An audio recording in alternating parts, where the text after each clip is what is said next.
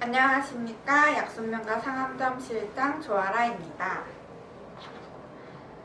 잘하는 것을 좋아하여 실천이라는 주제로 이렇게 영상을 찍게 되었습니다. 만나 뵙게 되어서 정말 반갑습니다. 제가 잘하고 또 좋아하는 것은 바로 일입니다.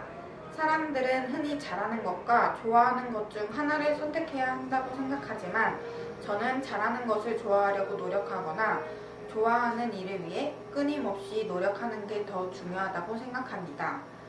그렇게 노력해 가면서 알게 된 저만의 노하우를 지금부터 말씀드리려고 합니다. 물론 제 이야기가 누구에게는 이미 알고 있는 방법일 수도 있습니다. 하지만 이걸 실천하고 자신의 것으로 만들어서 본인의 실력을 향상시키고 한 단계 더 높은 곳으로 나아갈 수 있는 좋은 계기가 되었으면 좋겠습니다. 그럼 이제부터 제가 어떻게 성장할 수 있었는지에 대한 노하우를 말씀드리겠습니다. 첫 번째는 내가 부족하다 느끼면 바로바로 해결하자입니다. 내가 먼저 스스로에 대한 객관적인 평가를 내리는 것이 첫 번째입니다. 저는 대학교를 다니면서 피부 미용을 처음 접하게 되었습니다.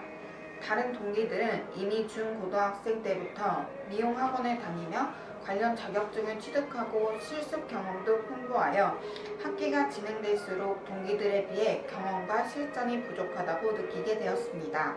이러한 부족함을 메꾸기 위해 직접 방학을 이용해 실전 경험과 지식을 습득하면서 부족한 실력을 키워나갔습니다. 학기가 시작하면서 일을 같이 하기에는 더 피곤할 것 같았지만 지금 당장의 피곤함보다는 내가 경험을 쌓음으로써 얻을 수 있는 실력이 더 중요하다고 생각했기 때문에 학교 수업과 병행하여 실전 경험을 쌓는 데 집중하였습니다. 이후 교수님께서도 실력이 좋아졌다고 하시고 졸업할 때쯤에는 동기들보다 훨씬 풍부한 실전 경험을 쌓을 수 있게 되었습니다. 졸업 후 약손명가에 입사하였고 그동안 제가 노력해온 것들로 완벽한 성과를 이끌어낼 수 있을 줄 알았습니다. 하지만 관리 후 고객님께 설문지를 드리고 만족도 조사를 하면 좋았다 하시는 분도 있는 반면에 보통 불만족을 받은 날도 있었습니다. 처음엔 이러한 결과들이 상처가 되어 이 일이 나에게 맞지 않나? 라는 생각이 들면서 방황도 많이 했습니다. 그때 힘이 되었던 건 제가 이런 고민이 있다 털어놓았을 때 많은 격려와 조언을 해주신 원장님, 실장님이었습니다. 감사하게도 이분들이 기꺼이 제게 시간을 내주셔서 관리 테크닉을 연습할 수 있었습니다. 더 부족한 게 있다고 생각되면 퇴근 후에도 남아서 연습했습니다. 그렇게 다시 차근차근 좋지 않은 습관들과 자세를 바로잡고 손수련을 통해 저의 부족한 점을 채워나갔습니다. 시간이 지날수록 전보다 더 실력이 많이 늘고 고객님들의 만족도도 높아지면서 스스로에 대한 자신감과 자존감이 높아졌습니다. 물론 지금도 설문조사를 했을 때 다 만족이 나오는 것은 아닙니다. 하지만 보통이나 불만족이 나온 부분을 다시 한번 연습하고 내가 부족한 부분이 뭘까? 라는 질문을 함으로써 매일매일 성장해 나가고 있습니다.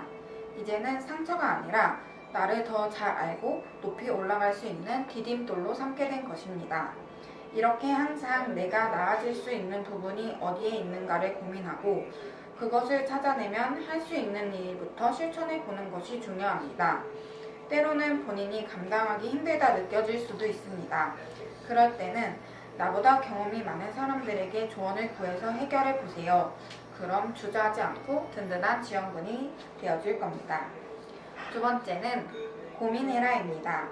이 말을 들었을 때 무슨 고민을 하라는 건가 라는 생각이 가장 먼저 들 것입니다.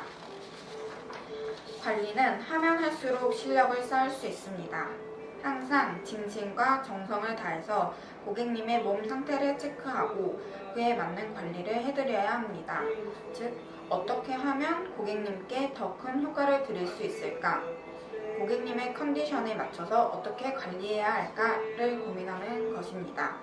이러한 고민은 쌓이다 보면 이 관리가 왜 필요한지, 이 동작은 왜 하는지에 대한 생각으로 연결됩니다.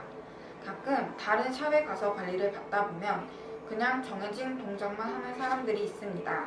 하지만 우리가 하는 관리와 동작은 다 이유가 있고 서로 유기적으로 연결되어 있습니다. 이를 유의하면서 평소에 일을 할 때 스스로 생각하고 공부하면 이러한 고민들에 대한 궁금증을 해결할 수 있을 겁니다. 이는 실력 향상과도 연결됩니다. 저는 지금도 관리하면서 이 동작은 뭐에 도움이 되는 걸까? 어떤 효과가 있을까라는 생각을 하고 혼자 고민해서 해결하지 못할 땐 주변 분들이나 원장님께 여쭤봅니다. 또 약속명과 Q&A 게시판을 활용하는 방법도 있습니다. 뿐만 아니라 나중에 고객님께서 내가 고민한 부분에 대해 질문하시면 막힘없이 자신있게 답변해 드릴 수 있고 이러한 모습은 고객님에게 깊은 신뢰를 드릴 수 있습니다. 신뢰를 받게 되면 본인 스스로 그 신뢰에 보답하기 위해 더욱더 노력하는 사람이 될 것입니다. 세 번째는 자기관리입니다. 이를 잘하기 위해서는 자기 자신에 대한 관리 또한 필수입니다. 바로 체력관리, 수면관리, 식습관관리입니다. 이 중에서 체력관리가 가장 중요합니다. 건강한 신체에 건강한 정신이 깃든다는 말이 있는데 이 말은 몸이 건강해야 정신도 건강하다라는 뜻입니다. 이처럼 일찍 자고 운동하는 습관은 나를 관리하는 가장 좋은 방법입니다. 저는 회사에서 지원해주는 자기개발비를 이용해서 몸의 체형을 반듯하게 하고 체력을 기르기 위해서 아침 운동을 시작했습니다. 처음에는 아침에 운동을 나가는 게 귀찮기도 하고 일을 할 때 피곤해질 것이라고 생각했습니다. 하지만 운동을 하면서 몸이 점점 더 건강해지고 바이오리듬이 좋아져 오히려 피곤함이 줄어들고 일에 좀 더 집중할 수 있게 되었습니다. 덤으로 변화된 몸을 보면서 재미도 느끼게 되었습니다. 여러분들도 자기개발비를 활용해서 쉬는 날이나 쉬는 시간을 이용해서 관리를 받거나 운동을 해보시는 것은 어떨까요? 몸도 마음도 건강해질 뿐만 아니라 아침 운동을 하면 일찍 일어나 하루를 보람차게 보낼 수 있으니 일석이조일 것입니다. 두 번째는 수면관리입니다. 일찍 자고 일찍 일어나는 정해진 수면 패턴을 가지는 것입니다. 이는 체력 관리하고도 이어집니다. 늦게 자는 습관을 고치는 게 힘드신 분도 있을 겁니다. 저 또한 그랬으니까요. 하지만 하루에 30분씩이라도 일찍 잠에 들면 그의 몸이 적응을 하고 다음날 일찍 일어나는 게 점점 익숙해질 것입니다. 늦게 자고 일어나는 것보다 동일한 수면 시간이라도 일찍 자고 일찍 일어나는 것이 다음날 아침에 일어났을 때 컨디션이 훨씬 더 좋습니다. 좋은 컨디션은 좋은 분위기로 이어지고 긍정적인 기운을 갖게 합니다. 이는 일의 효율을 높일 뿐 아니라 고객님을 응대하거나 관리해드릴 때에도 보는 분들로 하여금 긍정적인 이미지를 심어줄 수 있게 됩니다. 마지막으로 식습관 관리입니다. 저는 아침을 챙겨 먹습니다. 차려 먹기 번거로우면 계란을 삶아놓고 먹습니다. 아침에 피로감을 덜어줄 수 있고 기억을 좋게 만들 수 있습니다. 그리고 영양제를 챙겨 먹는 것을 추천드립니다. 제가 추천드리는 영양제는 유산균, 오메가3, 비타민 D입니다. 요즘은 코로나 때문에 밖에 잘 돌아다니지 못해서 비타민 섭취도 해주시면 좋습니다. 인스턴트 식품을 줄이고 영양제를 꾸준히 섭취하면 반드시 몸의 변화를 느끼실 수 있습니다. 네 번째는 목표치를 설정해라입니다. 새해가 되면 꼭 하는 일이 있습니다. 바로 그 해의 목표를 세우는 것입니다. 이루고 싶은 일들의 큰 틀을 세우고 그 안에 세부적인 목표를 잡아보는 것이 내 미래의 모습을 향한 첫 시발점인 것이지요. 글로 이루면 이루어진다는 말이 있습니다. 생각하는 것을 메모하면 촉각과 시각세포가 자극되어서 기억에 오래 남는다고 합니다. 한 해의 목표를 설정하고 계획을 세우다 보면 반드시 그 목표를 달성하기 위해 어떠한 노력을 해야 하는지 고민을 해보게 됩니다. 이를 통해 내게 무엇이 부족한지 또 무엇이 필요한지를 더 명확하게 알 수 있습니다. 때로는 내가 설정한 목표치를 달성하지 못할 것으로 보여 아예 포기하거나 계획을 세우지 않는 분도 있습니다. 하지만 목표치에 달성하지 못한다 하더라도 그 목표를 위해 내가 노력한 것까지 없어지는 것이 아닙니다. 계획대로 되지 않는다고 포기하지 마세요. 그 과정에서 분명 얻는 것들이 있을 테니까요. 인생은 수많은 갈림길이 있다고 합니다.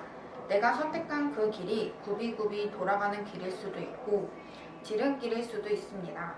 하지만 어떻게 가든 마지막에는 도착지에 다다르게 됩니다.